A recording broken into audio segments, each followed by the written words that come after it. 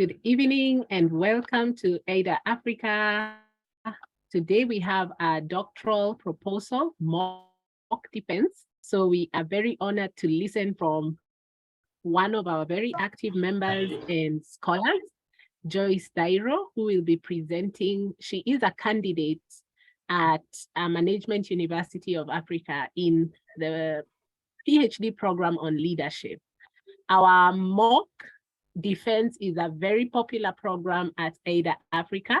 You can either book an open mock, like in this case, where you invite all journal club members, and we usually have a lot more conversation because you will be listening, you'll be reviewing, you will also be asking questions, and we get to learn and grow together.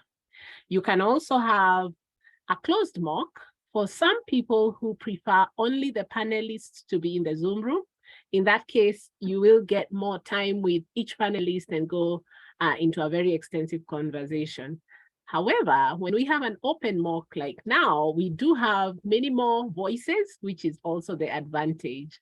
Some of you have been inboxing and requesting to know what the advantage of having a mock defense would be. So obviously using this virtual technology, we get to prepare all of our scholars ahead of the actual mock. And as a matter of fact, all of the scholars who have come onto the mock defense at AIDA Africa have proceeded to pass. So we have a very high bar today. And hopefully we'll be learning a lot from Joyce Thairu, whose research program may not be what everybody has studied, but every one of us can give a comment or ask a question. So I'd like you to please introduce yourselves in the chat. Only in the interest of time, we'll not manage to have each one of us say our names. And it would be nice to know what you do and which institution you represent, if any, and what you're expecting to learn from this session. A lot of you I see are our members. You've already attended many mocks before. We also would like you to book your mock. So if you have not yet booked your mock defense, please consider to do so in order that you move ahead with your manuscript. We would like a lot of us to research and publish.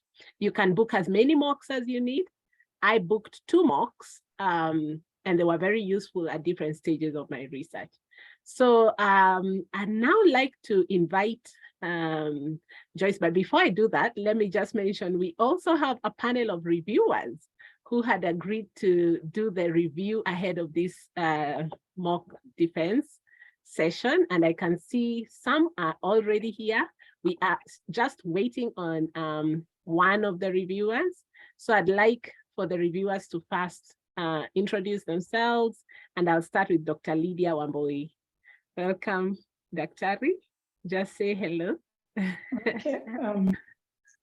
Hi, good evening, or good evening, Joyce. My name is Dr. Lydia Wambui. My emphasis is management sciences. I have practiced and I have taught management sciences for some decades. And so it's an honor and a joy to look at your work. And yes, I have had a look at it, and maybe we'll be talking later. Thank you. Right, wonderful. Is Isaiah Melly already here? Isaiah? All right. We also have an apology from Dr. Noreen Hosea, but she'll be sending her comments later.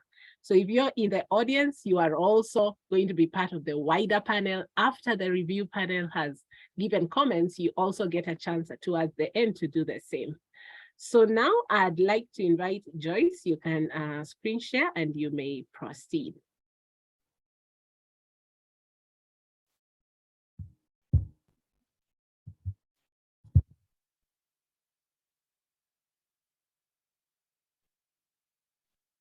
Good evening. Good evening. Evening. Thank you so much for this opportunity to give me support. I don't take it for granted. My name is Joyce Thairu. I'm a PhD student, hoping after the defense I will be successful and be renamed as a PhD candidate at Management, University of Africa, where I'm pursuing a PhD program in leadership and management. And in the interest of time, I would say that my work is about the effect or the impact of emotional intelligence, organizational culture, and occupational self-efficacy on work commitment of millennials in Kenya's telecommunication industry. So I move to, those are my supervisors, and I'll move quickly. I want to start by giving an introduction to this work. And I must say that committed employees are a key asset in any organization to promote competitive advantage and growth. And studies have shown that we are projecting that millennials will form 75% of the global workforce. There are many definitions of millennials or birth ranges, but I chose the birth range between 1980 to 2000, 1981 to 2000. So that is a group I'm calling millennials. Right now, having an age of 22 to 42 years of age. Millennials actually prefer working in telecommunication sector industry because they are tech savvy. In tech telecommunication industry is actually a place where a lot of technology is utilized. So we say that telecommunication industry is a popular to work sector for the tech savvy millennials. And as I said, the current study seeks to investigate the personal and organizational effects that influence commitment to work. That is a state of enthusiasm towards one's work. The personal factors are two, emotional intelligence and occupational self-efficacy. And the organizational factor is one, that is organizational culture. We want to find out how do these affect commitment to work of the millennials. And I'll start by giving a brief definition of the construct. I will start with emotional intelligence.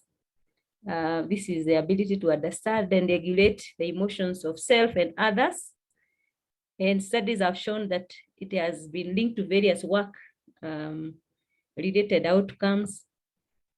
When it comes to occupational self-efficacy, is actually that belief that somebody has that they are able to produce designated portions of work outcomes. It is not the capacity, but it is a belief that one has about producing certain work outcomes. When it comes to organizational culture, these are the shared beliefs, shared values, norms, rights, social behavior of an organizational members that form actually like a clique in an organization, the way we do things here. And the last one is work commitment, which talks about a level of enthusiasm or responsibility an individual employee has towards the organizational vision, mission, goals, and the assigned tasks at work. In this study, emotional intelligence is a dependent variable, whereas the work commitment is the dependent variable. Occupational self-efficacy forms the mediator to the relationship between emotional intelligence and work commitment, whereas organizational culture is actually the moderator to the relationship between emotional intelligence and work commitment of the millennials working in the telecommunication sector in Kenya. It is important for organizational leadership to recognize that there exist generational differences in organizations, the way people do things according to their age. And I'll say by definition, a generation is defined as a group of people born at the same time, around 20 years gap, starting from childhood into young adulthood. And we have different generational cohorts working side by side in organizations. And I think we have been using the Western generational cohort terms, where we have baby boomers born between 1946 and 1964, according to the age ranges that are picked for this study. And we have the Generation X, who are the people born between 1965 to 1980. Millennials, as I said earlier, born between 1981 to 2000. And Generation Z, the individuals born between 2001 and 2012. These are the ages that have been given in other studies, and I chose that particular one. I want to say that perceived notion and stereotypes revolving around the dynamics of intergenerational differences needs to be demystified. I have a young adult here, and recently he told me, old people are ineffective. Those are stereotypes. Whereas the older people are saying these young people or these millennials, these millennials, that. And it is important to demystify these intergenerational differences so that we can turn potential areas of conflict into areas of collaborations, because we will understand that these people have strengths, and each strength can be useful in organizations. As I mentioned, these are the key constructs and the theories behind the constructs. We have Thorndike, who was actually challenged the notion that used to be there traditionally, that what we all needed is just IQ. And he said that cognitive intelligence is insufficient in explaining human behavior. Then the other theorist is Gardner, who actually came up with multiple intelligences, and actually authored a book by the same name, and said human beings have different form of intelligences that needs to be interrogated and understood. As Sarovey and Meyer actually are the people who came up with the title or the name emotional intelligence, whereas Goldman popularized the construct in his book Emotional Intelligence: Why It Can Matter More Than IQ. Now, for the second construct, which is a moderator to the relationship between emotional intelligence and our commitment, the theorists behind that came in 1990, who was actually the first to come up with this construct. Then we have Cameron and Quinn, who actually came up with a measure of organizational culture by the name OCAI. That is an acronym, Organizational Culture Assessment Instrument, which has been used broadly and will be used for this particular study. For the occupational self-efficacy, the individual who actually introduced this construct is Badura in 1997, that talked about self-efficacy itself. That is, believe in one's abilities. And Hackett and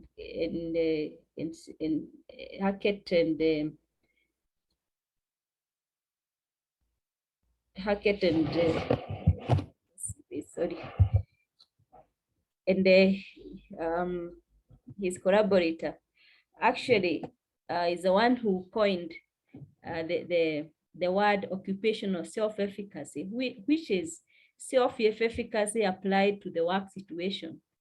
And Sengs and Kolani actually later on build on this and then established measures for this particular construct.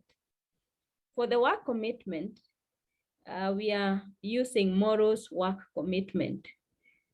She is the one who actually came up with the work commitment and said that commitment to work is a multifaceted field that can actually be considered into 5 aspects.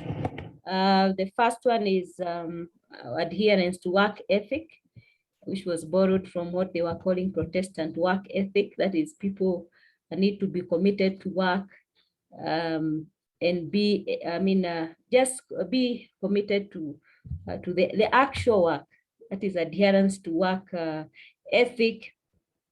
Then the second one is she came up with the organizational commitment, which comprises of normative commitment and affective commitment and continuous commitment. These are commitment to different aspects of the organization.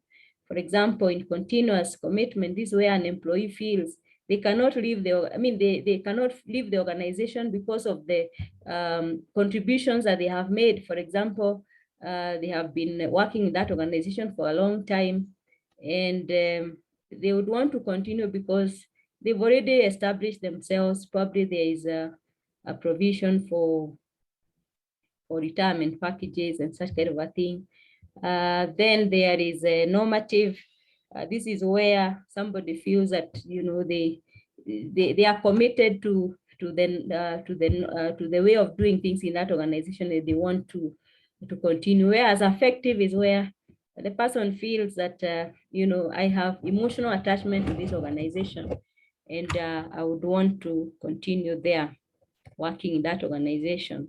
However, not all those different aspects of organization commitment that actually translated into productivity. And those are some of the things we'll be looking into. Now I move to the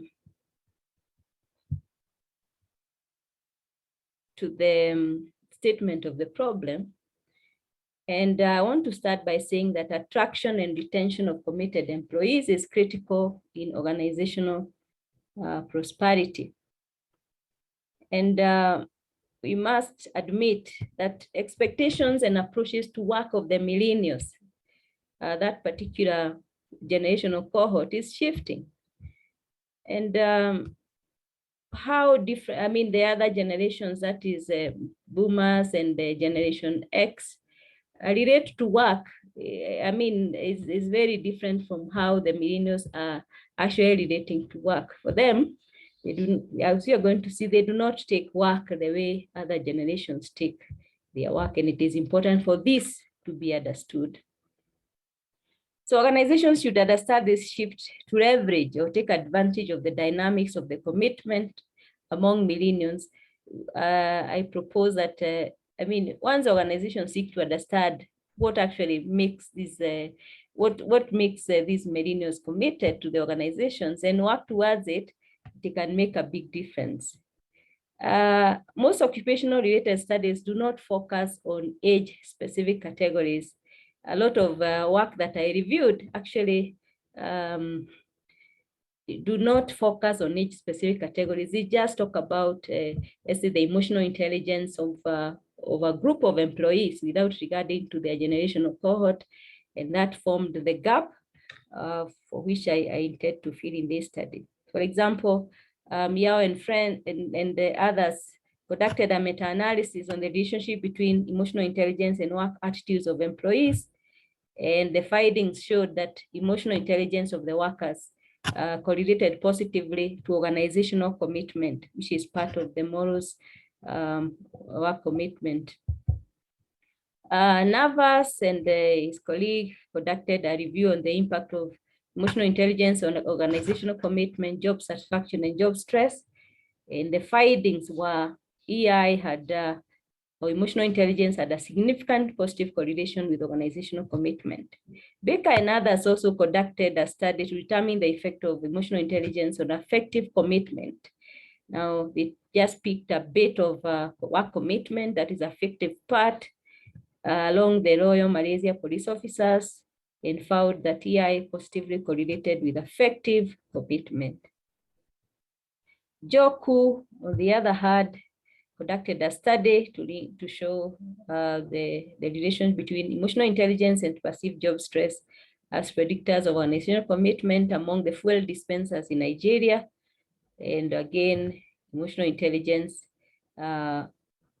was considered, and then perceived job stress were considered as predictors of organizational commitment. Locally here, Matheri, Karaja, and Amsoge conducted a study to examine the impact of emotional intelligence on employee commitment in circles in Kenya. Again, there exists a positive correlation between emotional intelligence and employee commitment. Ifan and others also conducted a study on the relationship between emotional intelligence and work commitment through the moderating role of organizational culture among the teachers in public sector universities in Pakistan. Again, the findings showed a significant positive relationship between the social dimension of emotional intelligence and work commitment. Hierarchy culture, which is part of the four cultures under the organizational culture, was found to moderate the relationship between emotional intelligence and work commitment. Ameli and Odun last year conducted a study to examine the mediating role of self-efficacy on relationships between emotional intelligence and work commitment among employees of different organizations in Kosovo. Again, emotional intelligence was found to be positively correlated to self-efficacy, and self-efficacy also correlated to organization commitment. That shows that self-efficacy actually is a mediator between emotional intelligence and organizational commitment. There is an agreement among researchers that emotional intelligence impacts positively on work commitment of employees. However, there is dearth of research on the impact of personal characteristics on work outcomes among millennial workers in key sectors in Kenya, especially in the telecommunications sector. And the current study, as I mentioned earlier, will investigate the personal factors, that is emotional intelligence and occupational self-efficacy, and organizational factors, which is organizational culture, affecting millennial commitment to work in Kenyan telecommunication sector. Emotional intelligence and work commitment will form the independent and dependent variables respectively, whereas the organizational culture and occupational self-efficacy of the millennials who form the moderating and mediating variables respectively. The main objective of the study is to examine the effect of emotional intelligence, organizational culture, and occupational self-efficacy on work commitments of millennials in Kenya's telecommunications sector. The specific objectives of the study are, number one, to examine the relationship between emotional intelligence and work commitment among the millennial employees in Kenya telecommunications sector. The second one is to determine the moderating effect of organizational culture on the relationship between emotional intelligence and work commitment of millennial employees in Kenyan telecommunications sector. The third objective is to determine the mediation effect of occupational self-efficacy on the relationship between emotional intelligence and work commitment of millennial employees in Kenyan telecommunications sector. And lastly, we will investigate the moderation mediation effect.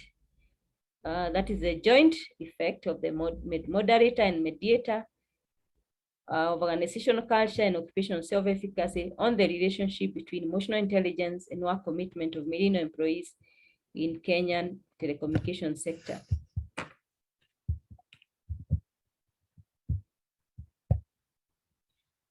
We did a theoretical review where we used the emotional intelligence theory to actually understand emotional intelligence. By these theories, I've already mentioned about that. Then there's the organizational culture theory, the occupational self-efficacy theory, and lastly, morals work commitment model is what we are going to interrogate. I did a review, a number of reviews, but this is the summary, and I was able to show the gaps in what we intend to fill. For example, the first study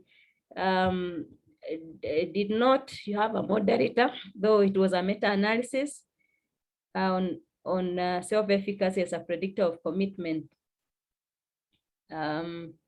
So in this particular one, there was no moderator and no mediator to the study, and the current study will have the two. Shafiq and Rana also did an study to examine the impact of emotional intelligence on organization commitment for teachers. Again, in this particular one, the study did not consider the age of the respondents, and no moderators and mediators were used on the relationship, which should be done in this particular study.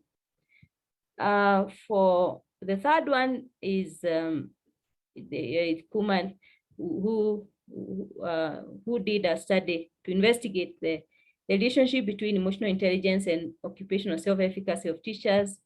Again, they did not consider the age of the respondents, and there were no mediators and moderators in the relationship, which should be in the current study.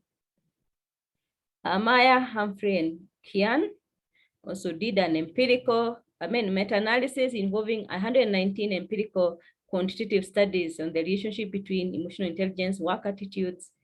Again, being a meta-analysis, they just analyzed the direct relationship, and there were no moderators involved. Again, the studies were general, they did not consider an age cohort. Van Navas and his colleague also did reviewed studies on effect of emotional intelligence on organizational commitment and job satisfaction. Again, in this particular study, though it corroborated with earlier studies that emotional intelligence has significant positive relationship with the three components of organizational commitment that I mentioned earlier, the age cohort was not considered. Baker and others also did a study on emotional intelligence and effective commitment among Royal Malaysian police officers. The age and the gender of the respondents were not considered, and there was no moderator and mediator on the relationship, which should be considered in the current study. Njoku also did a study to link emotional intelligence and perceived job stress as predictors of organizational commitment among fuel dispensers in Nigeria. Again, the age and gender of the respondents was not considered in the study, and there was no moderator in the relationship, which should be considered in the current study. And locally, as I mentioned, Maderi and others conducted a study to examine the impact of emotional intelligence on employee commitment in SACCOs in Kenya. Again, the age and thus generational cohort of the respondents were not considered in the study. There was no moderator to the relationship. Hameri and Odun, 2022, conducted a study to examine the mediating role of self-efficacy and organization commitment of different organizations in Kosovo. Again, the age and the generational cohort of the respondents were not considered in the study. There was no moderator to the relationship, which should be considered in the current study. I reviewed many studies, but I just used just considered about 10 of them. Again, the last that I've considered for this presentation is a study by Damant and others, which did a study to examine the moderating role of self-efficacy and between work values, emotional intelligence, and career commitment among the Generation Y. This study actually considered the millennials, who are also considered as the Y generation. So this study will be guided by the following null hypotheses. The first null hypothesis is there is no significant relationship between emotional intelligence and work commitment of millennial employees in Kenyan telecommunication sector. The second one is there is no significant moderating effect of organizational culture to the relationship between emotional intelligence and work commitment of millennial workers in Kenya telecommunication sector. The third one is there is no significant mediation effect of occupational self-efficacy on the relationship between emotional intelligence and millennial commitment to work in Kenya's telecommunication sector. And lastly, there is no significant mediation effect of organizational culture and occupational self-efficacy to the relationship between emotional intelligence and work commitment of millennial employees in Kenya's telecommunication sector. So this is the conceptual framework of the study. And of course, you can see there is a direct relationship that will be answering the null hypothesis. I mean, it will be the null hypothesis H01 that is testing the relationship between emotional intelligence and work commitment. Then there is the one that is a mediation relationship using occupational self-efficacy. And there's also the one for the organizational culture being a moderator to the relationship, and that is that. And last one is when we have the joint mediation moderation effect between the emotional intelligence and work commitment. So in operationalization of the variables, the study variables, emotional intelligence will be using these indicators, which is just one of the models. There are many models of emotional intelligence, but I chose a particular model which will actually be talking about the 4 indicators. We'll be measuring perceiving emotion, understanding emotion, facilitating emotion, and managing emotion, which will be on a 5-point Richter scale. That will be in section B of the questionnaire, because section A will be about the bioinformation of the respondent. Then organizational culture will be using the model that will be using 6 indicators: dominant characteristics of the organization, organizational leadership, management of employees, organizational growth, strategic emphasis, and criteria for success. That will be section C, and it will be on a 5-point Richter type scale. Occupational self-efficacy, again, will be considering 6 indicators: confidence, command, adaptability, positive attitude, individuality, and personal effectiveness, be section D. And lastly, the work commitment, as I said, will be borrowing from Morrow's work commitment model, which will be testing for 5 indicators: work ethic, endorsement, career commitment, job involvement, effective organization commitment, and continuous commitment, organization commitment. For the research methodology, we adopt, the study is adopting a positivist philosophy, that is describing in a scientific way what is experienced through observation and measurement. For the design, it will be a cross-sectional survey, that is to identify the state of affairs of phenomena as it exists presently. And it will be quantitative. The study is quantitative, and you collect the data will be collected to address the 4 research objectives, and the data will be analyzed using SPSS to show the relationships between organizational, emotional intelligence, organizational culture, occupation, self-efficacy, and work commitment of millennials in Kenyan telecommunication sector. The population of the study will be looking at the millennials working in key service providers in Kenyan telecommunication sector as licensed by Communication Authority in Kenya. There are very many categories that have been licensed. Communications Authority of in Kenya actually gives licenses to 30 different. minutes are over, Joyce, but no problem. Keep going. Okay, I'm just about to conclude. Thank you.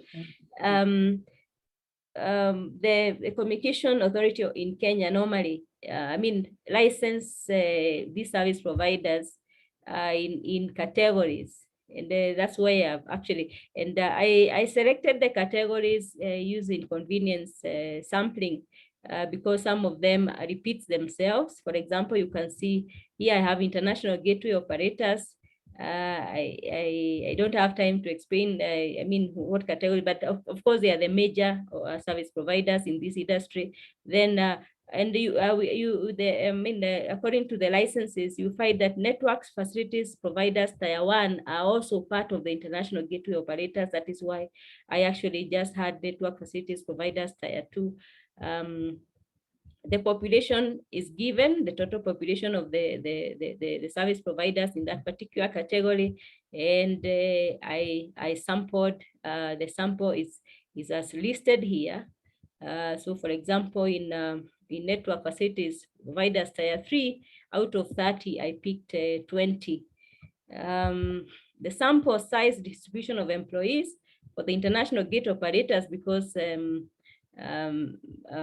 they form a bigger share. I mean, they are fewer but big, so I picked 100 employees to participate in the study, and you can see the others I sampled in that particular way. Of course, this is how I will these are how I formulated the research objectives and hypotheses and analysis and the estimations. These are just, for example, the first objective.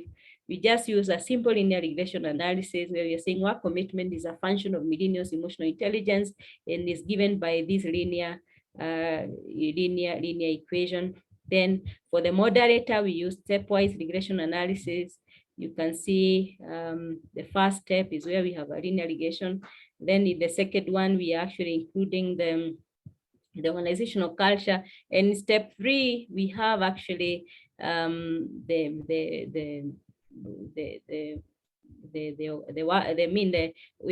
is the work commitment is a dependent variable depending on emotional intelligence and organizational culture, and also the joint relationship between the emotional intelligence and organizational culture. And of course, epsilon or E is a error term.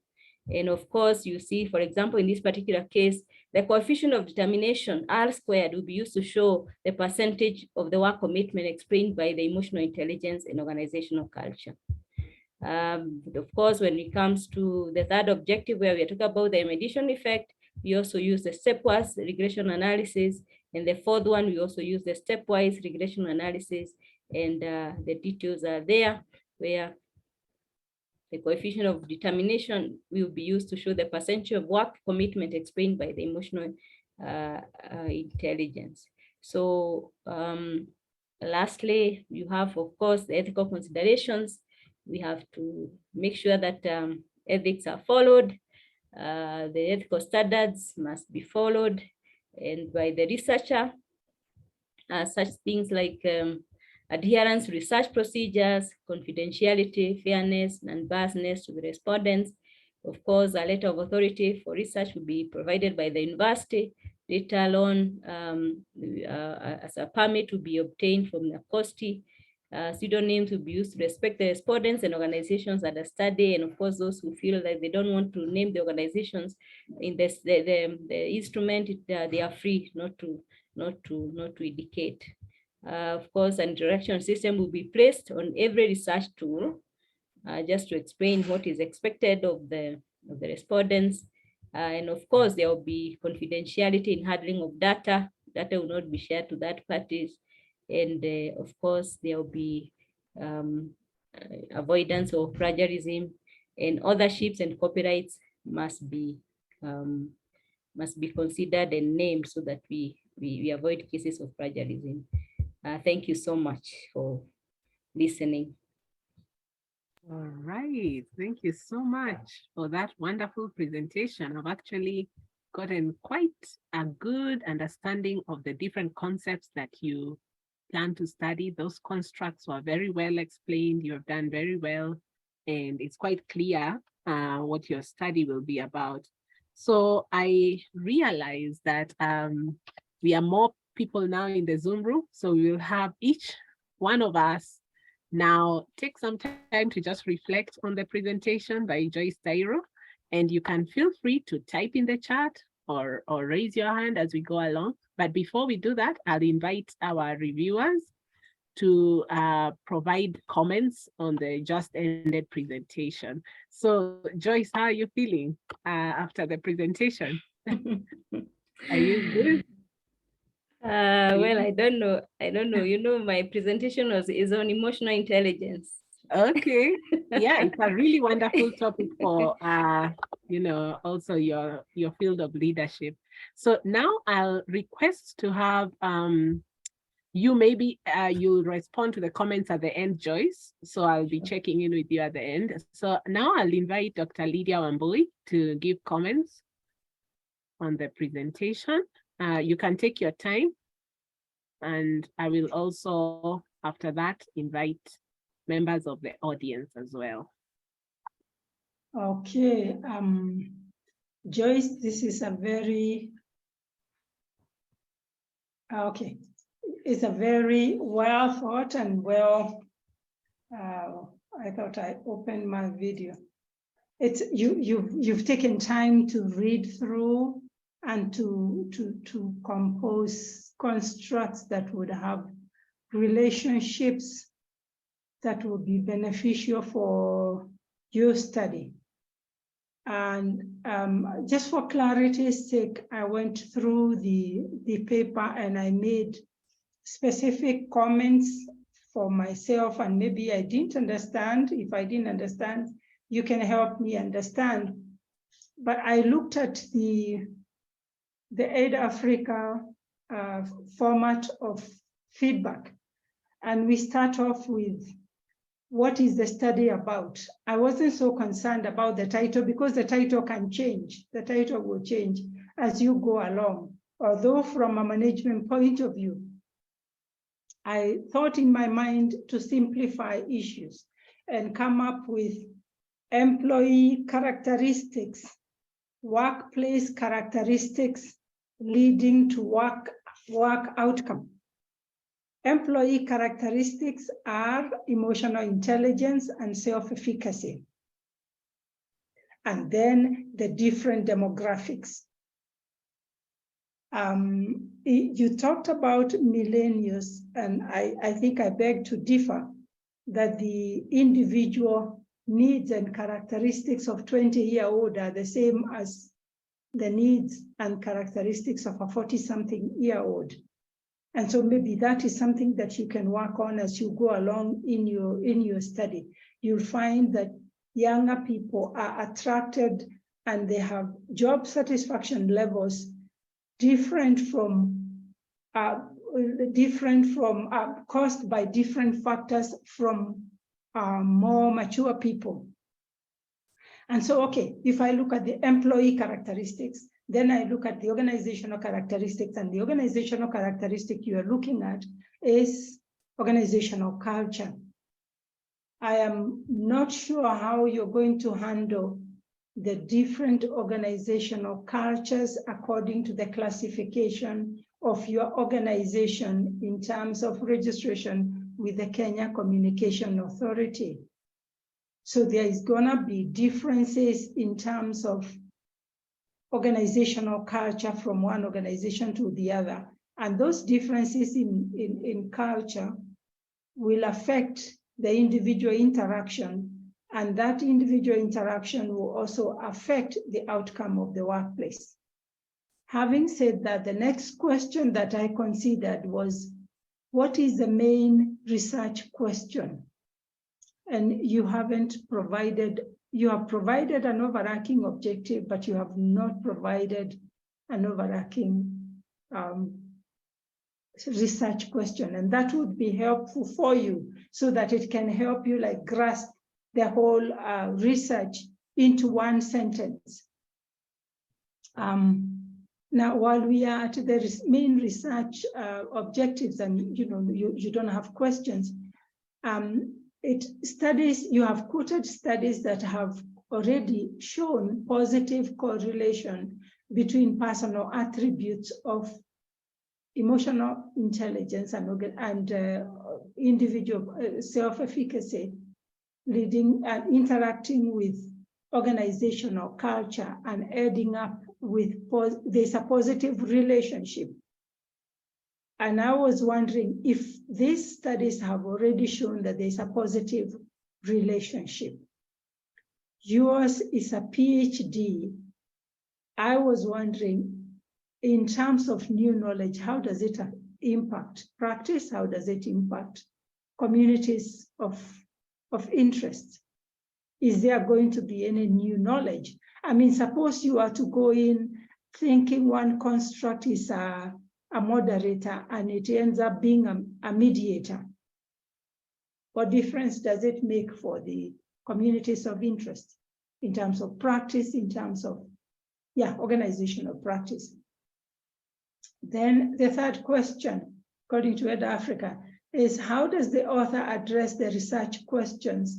That is methodology and research design. I like the way you have dealt with methodology and research design, but I feel that there is need for clarity in terms of methodology. It is cross-sectional and quantitative and needs to be clarified. Design is descriptive, correlational, if I'm not wrong, or experimental and diagnostic design, whichever you choose, whichever one you choose or two you choose. How does the study relate to published literature on this topic?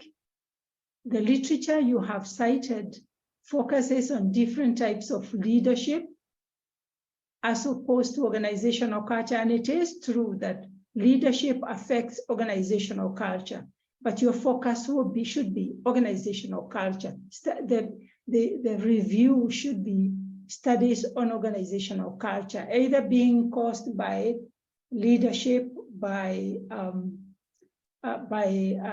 size of the organization, I would expect like Safaricom to be different from individual operators because Safaricom is almost a monopoly and it is large. And so in terms of organizational culture, it will be different. And so, I would have wanted to see focus on studies that have been done on organizational culture itself. I also put in my comment, and this I have already submitted, you will be given. At PhD level, you need to come up with ontology and epistemology. Ontology is the theory of the origin of knowledge and the theory of practice. And so you will need to come up with that, and that you can work a little later, but at the back of your mind, it is important for you to think about it. What are the main findings? We are still at the formative stage, so the findings are not there. What evidence do they provide for this conclusion? Again, it is at the formative stage, and I wouldn't bother with that for now. The main strengths and limitations of the paper, of the presentation is other studies have already proven positive correlation between personal factors of emotional intelligence and organizational and self-efficacy and organizational factors of culture and leadership with work commitment. Now, an intention to leave or stay. No, it's not clear how this study will add to new knowledge or impact to communities of practice. And at PhD level, you do need to come up with new knowledge. You either need to come up with a tool that can be used for evaluation. You need to come up with a theory, a stated theory that can be validated later by other studies, but you do need to come up with new knowledge. I added three other criteria, that the study needs to show contribution to body of knowledge, knowledge creation, that is creativity and innovation, and the study contribution to communities of practice. I think that's a mouthful, but you have this, you have my written submissions. You can look at it and see where it applies, where you already have addressed and I am questioning, don't bother. But I thought especially in your conceptual framework, the conceptual framework should be personal characteristics and intervening variables. For your case, they are intervening variables. They are not moderators or mediators because you have not proved. They are intervening variables that lead to the dependent variable, which is work commitment. I think with that, I rest my case. Thank you so much for that wonderful, wonderful set of comments, our reviewer. And I'd like maybe, Joyce, if you have any points of clarification, there were some earlier clarification questions asked. If you want to respond to that, it's okay.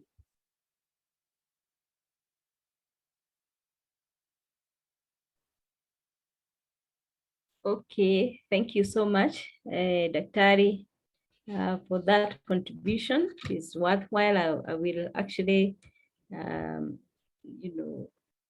include it in my work because these are actually critical views and critical points of consideration. I must say that I think I am not able to work on the go, but I'll just probably respond to the issue of different demographics of people who are 20s and in their 40s. I think what I've observed is that,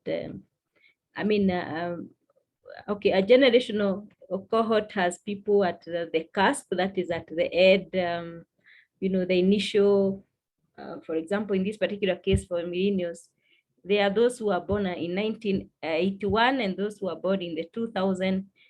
Those are actually considered as people who can actually show characteristics of the previous cohort and characteristics of the coming cohort. So that is a point of consideration about the different demographics and the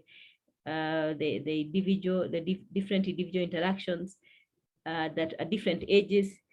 So I think in my consideration, of course, most 20 years olds are not probably fully engaged in employment. And of course, they will exhibit, let's say, the characteristics of coming generations. And those who are 40 years again on the cusp, they also exhibit the behavior of the previous generations. But that is a point of consideration. Thank you.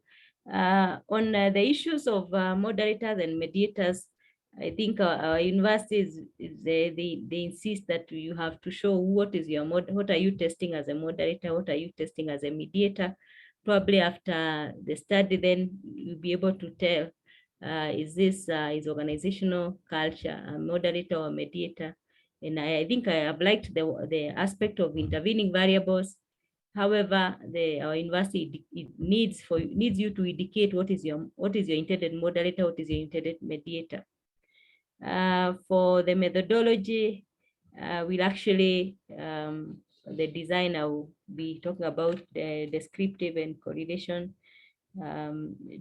study designs, and of course I was not able to put that in the presentation, but it is in the major document. I think I've liked the aspect of introducing the ontology. That is something that I will really have to work on, so that at least I beef up the work.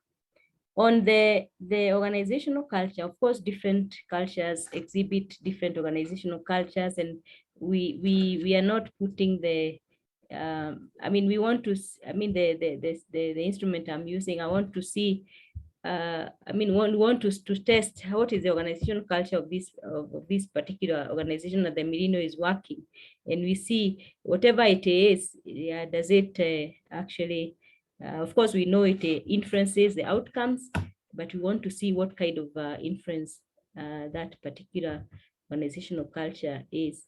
I think I need to think about this adding, how my work will add to new knowledge. And I think this is a critical work for me to to engage in. Thank you so much, Daktari, for the input once again, Dr. Wangari. All right, wonderful. Okay, maybe as a Yeah, rejoinder, yeah. Dr. Wangari, as a Yes, rejoinder, I no just want to problem. say You can continue. in my review, oh sorry, in my review, I have also put, I looked at about 5 papers that have been published, I think in Jasta and Emerald, and I have put them in the document of review. You can look at those papers and see if they are helpful. And I appreciate that you are following a structure that is approved by your university. Yeah, Okay. but yeah. Okay. Thank you. Thank you. All right, so I think it is now time to open up the floor. And maybe, Joyce, you can scroll back to the beginning so we see the title of your paper. That will be quite useful for those who joined late. I see some introductions in the chat. I am Al-Bashir Tahir, a first year MSc student in Usmanu Danfodio University, Sokoto, Nigeria, studying pharmacology and therapeutics. I believe this is an opportunity for someone passionate in academia and research to take advantage of. I hope to learn a lot from this session. Welcome, Al-Bashir from Nigeria. Hi, everyone. My name is Driti Engineer, PhD student at Management University of Africa. Oh, comrade, same university. Welcome, Driti. Geoffrey Otieno, hi all, PhD candidate at Strathmore University. And there's a comment already. At the beginning, she was not composed and was lacking confidence. Well, I realized that all the time, whenever you are in front of a crowd for a presentation, there could be stage fright, but I think you managed time quite well. I was not sure how many minutes you had. I had not asked you previously, but you say thank you to that comment. Just something to look at on, I'll say a few things, then I'll also open up for everybody else to ask questions. So on the comment that has just been posted on the chat, one thing you can do is raise your laptop video or computer video to the height of your eyes. I think what happened is you are looking down. So I think if you are reading your slides from up here and you're looking down, it means that the video is not at your eye level. So if you do that, you will greatly increase the perception of, of confidence. I think you are a confident presenter, but perhaps just the level of just how you are appearing maybe could have contributed to that. Then just a few comments, but mine are on the surface on a presentation. You did very well. You spent 39 minutes, or no, 35 minutes. You spent 35 minutes in your presentation, which was very well done. And you may need to check with your university how many minutes you're given. You also want to check if on that day, there be a modification of time. On the day of my actual defense, our time was slashed. So you might encounter that on that D-Day. Just be ready for that change so that you pace yourself. I noticed you spent the first 10 minutes on introduction. So if your university, for instance, the gold standard is 20 minutes or 20 to 30 minutes, if you spend 10 minutes just on introduction, you haven't even gone to problem statement, that might be a bit too much. So you can revise your slides to make only summary points. And then you did very well with tables, but just take care of the font. Have less words, bigger font. They should be seen from very far inside a room. So there's no point of filling too many words and the font size becomes small. Just as a note, one of your tables was really great. And where you are describing, you know, the scale, and then you would put the scale again each time. That repetition is unnecessary. Just put the key, I think you are describing your skills of measurement. Just put the key once, and then that means at least the font size will be bigger on the tables. So you have a lot of words on each slide. You can use visualization. You can improve your slide design by making it more visual, so that we understand a lot of your constructs at a glance.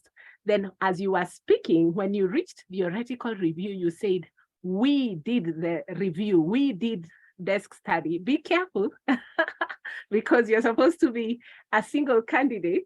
So just be careful with small words like that. And then be careful of the tense. You mentioned that in your methodology, you sampled. So it's already giving an idea like you've gone to the field, but you haven't. So you will sample. It is future tense. You plan to sample. This is your sampling plan, all right? So just take care of those grammatical things as you introduce. I thought that your background, just like our reviewer has said, might have benefited more from having some statistics, if any, on just the context of how many millennials do we actually have as an age group in relation or in a ratio to the other people who are in the telecommunication sector. So I gather that a lot of digital telecommunication sector jobs attract a lot of young people, but is that true? And is that the case for all kinds of different telecommunication? A lot of engineers are actually much older. We know the people who are doing a lot of the work, like for instance, if Kenya Power has any problems, if we have blackout, the people on the field doing a lot of the work, engineers, are actually quite older. So I think I was completely missing that context of really, truly, how many millennials do we have in this sector in relation to other age groups? And then lastly, at the debriefing, at the ethics section, debriefing will be done for each participant at the end because yours has a human element. So you must do debriefing at the end of each data collection session. And you don't just get a letter of authority from your university. You need to mention ethics approval. You will get IRB approval. The letter with the letterhead is not what's important. What we want to see in the ethical considerations is you will get ethical approval. And then obviously at the end, put some references because you had put some wonderful citations. I'm not sure if I saw a references list, but if it's there, it's okay. So very well done. Those were just my comments on style, and I can share more resources as we continue to improve your presentation, just especially on the style and the format. All right, now I'd like to open up to the audience who has any questions, comments, or suggestions for Joyce Thairu in order to improve her work.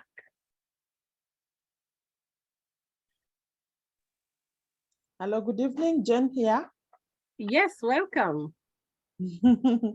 Wonderful presentation, Joyce. Congratulations.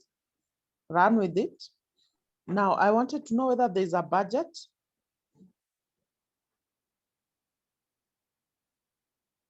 I wanted to know whether there's a budget to your work, because I had it being mentioned somewhere. Thank you. Let's see if we have any other comments, contributions, questions. Somebody asked whether there's a budget. So thank you for that question, Jean. Anyone else? Good evening. Good evening. Coco here. Yeah, I saw the references, or is it citations? And to me, they seemed very old. This is 2023. Back when I was doing my project, we were told that you should have new material, like not more than 5 years old. And I didn't see anything recent in your work. So is it that there were no recent studies on your topic, or you didn't consider the year of study for the publications that you're using? Wonderful question. Thank you so much, Mary, for that. Anybody else? Comments? Anything you observed? Any inquiry onto the core of the presentation? What do you have to say about the actual research, which is quite an interesting topic? And also any peripheral comments, core comments, peripheral comments about the presentation or the research itself. Okay, I think we do not have any other. We are few, so if you want to, you just unmute. You don't need to raise your hand. I don't see any other person asking. So maybe Joyce, you can comment on those two questions. Okay, thank you, Jen Owino. That's a very good question. I've not actually, to be honest, I've not thought about it, and I will think about it and come up with a budget. That's a very good feedback. Thank you, Mary, also for the comment about the referencing. I think I showed, I think okay. I think this is where we are talking about the old referencing. These are the theorists behind the constructs. For example, Don Dinke came up with the work in 1920. We cannot ignore the theorists behind the constructs and when they actually came up with them. But when it comes to the actual review, you can see I'm actually talking about work that was done in 2018, 2019, 2020, 2020, 2021, 2022. Yes, so for the literature review, the work is recent. Actually, the oldest is 2018. But for the theorists, the theoretical, the theorists behind the work, I think it was just fair to mention when they came up with the theories. Thank you so much.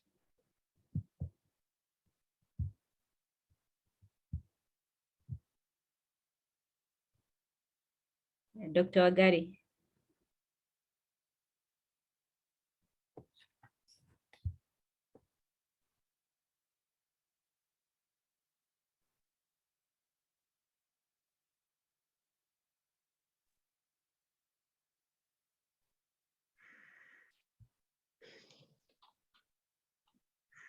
So can we have somebody else probably making a comment? I don't. Yes, good morning. Good evening, team. Good evening. Yes, this is Comrade Joyce. This is Patrick. Congrats Yes, Patrick. Congrats for the good presentation. Thank and you. I can see you're still passionate about the topic. I know you are interested in millennials and how they react and relate to the world of work. It's a rich area, and I love your passion for it. Now, maybe most of your studies have shown maybe positive relations, the studies that you've reviewed. Is there maybe one that is showing something to the contrary, so that maybe you can use as a leverage? None of the ones that I reviewed were showing contrary. All of them are corroborating with what has been, I've mentioned. Okay. Yeah. All right. The other thing is that maybe your tables. Okay, when you did your literature review, it's like again you went back to do the same when you were doing your research gaps. Your summary of research gaps. As if you went back again to the whole thing because you quoted the study, what it did, and you had done that earlier. Probably, could you think of maybe running away with one? Okay, my thought though, my thought. Thank you for that. But this format that I was given at the university, so yeah, definitely. You follow the format. You follow the format that provided. Okay. Yes.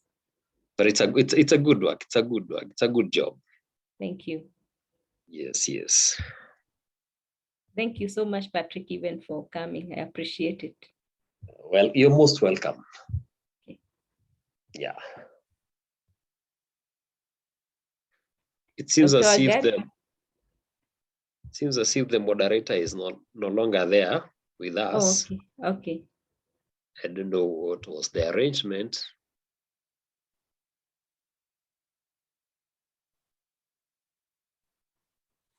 Okay. I think I'll look for her so that she can give us the direction, what we need to do next. All right. Yeah.